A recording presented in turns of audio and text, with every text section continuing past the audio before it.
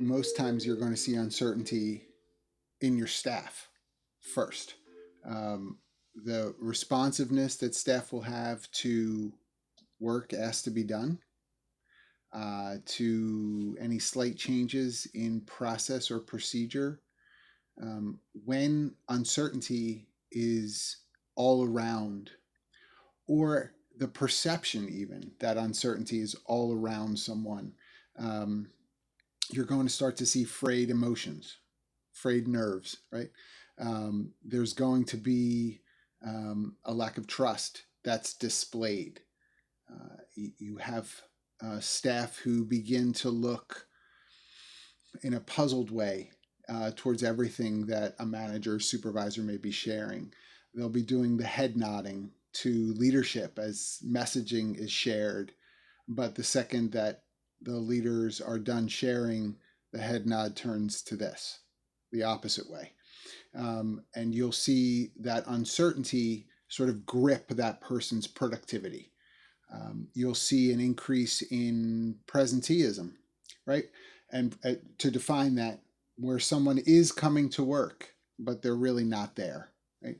It's the physical absenteeism. They're showing up, but they're not really invested, involved. Currently, with the pandemic, you've got to be mindful of the fact that the environment is one of despair. It's destructive to emotional health. It's causing people to feel distant. And those things fray people. And when they are not certain as to whether they can go to the grocery store safely today, get gas for their car safely, go to the gym safely, they're going to bring all that into the workplace that they may not feel safe in. Or if they are working remotely, to a team that is dealing with the same things, and everyone's uncertainty now becomes this pool that everyone starts wallowing in. And they're going to respond accordingly to managers and to, quite honestly, the crap they feel that the company is putting forward. They're going to call people out on it much quicker, and there's going to be conflict. There's going to be shorter tempers. There's going to be more employee relations issues. You'll see these patterns pretty clearly because of the uncertainty. So often values find themselves to just be listed somewhere on a wall or in a handbook. And if that's where they stay, of course, it's just an idealized consideration. Maybe this is where we'd like to be. But values really need to be what we're about today. And the pursuit of it, of course, but where we are today. And so when values are not seen as viable, and managers really don't know how to encourage them in the workplace, then they wind up again just becoming these static pieces. So for values to have teeth, we've got to figure out ways in which we can incorporate them into the way work is done.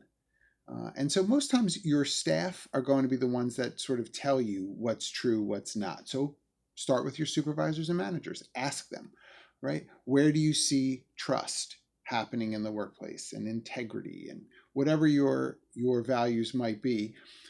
They may be nervous at first to answer the question because they think they're supposed to give the company answer. Be patient, get through the company answer, and then go deeper, right? Ask them, okay, now I appreciate what you just said. Tell me in the last week where you've seen X happen.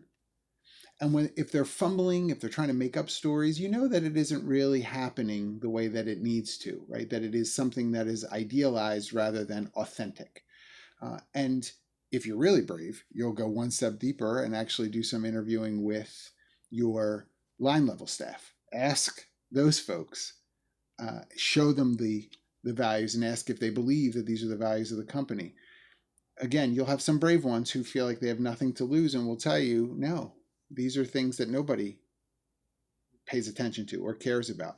Or ask specifically to say, hey, Mary, when have you gotten to collaborate last on something happening at work? And if Mary says never, Nobody ever asks my opinion or what I think. They just tell me what to do.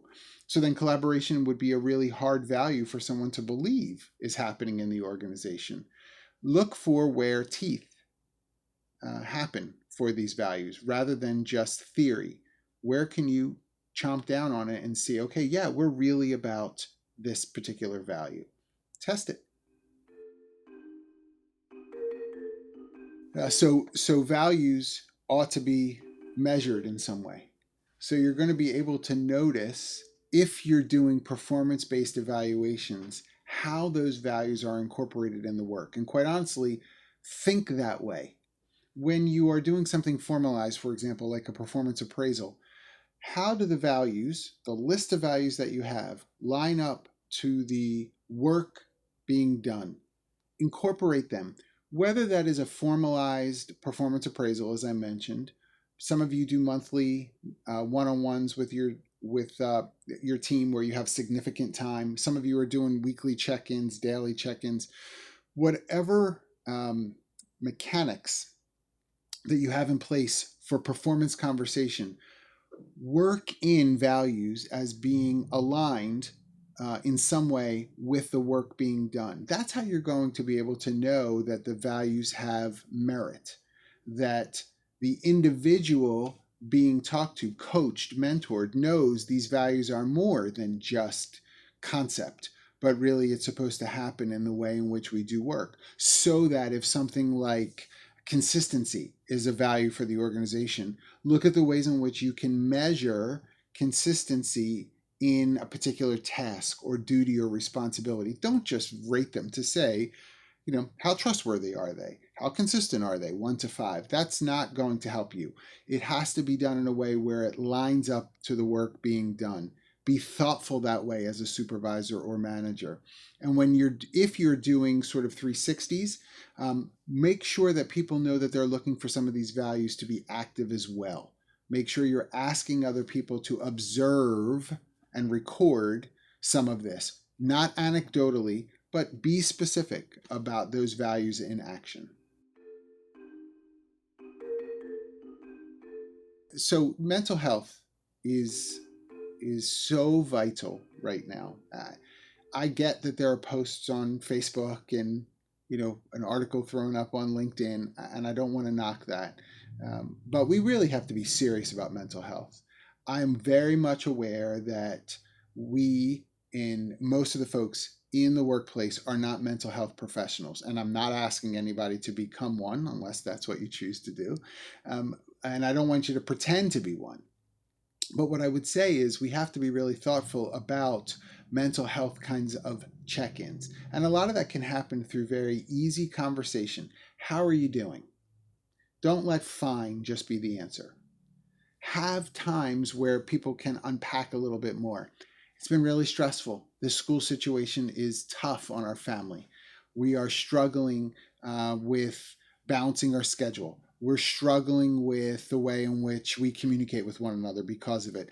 Our tensions are high. Whatever those things are that people may say, and as long as there's an environment that it's safe to share, and it doesn't need to be with everyone, it'll give you some cues that perhaps you do have some influence in. Maybe someone should take a PTO half day. That you might be able to encourage for them to sort of recenter.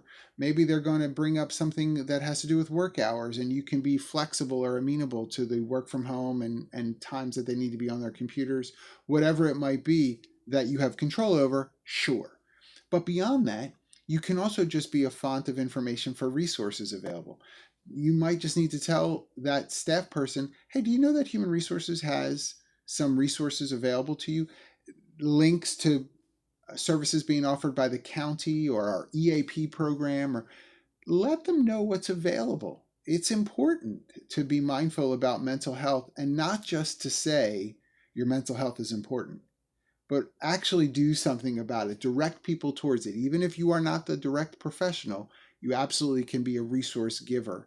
And that was the inspiration behind why I think this week's blog post was so important. I'm John Baldino, president and founder of Humareso.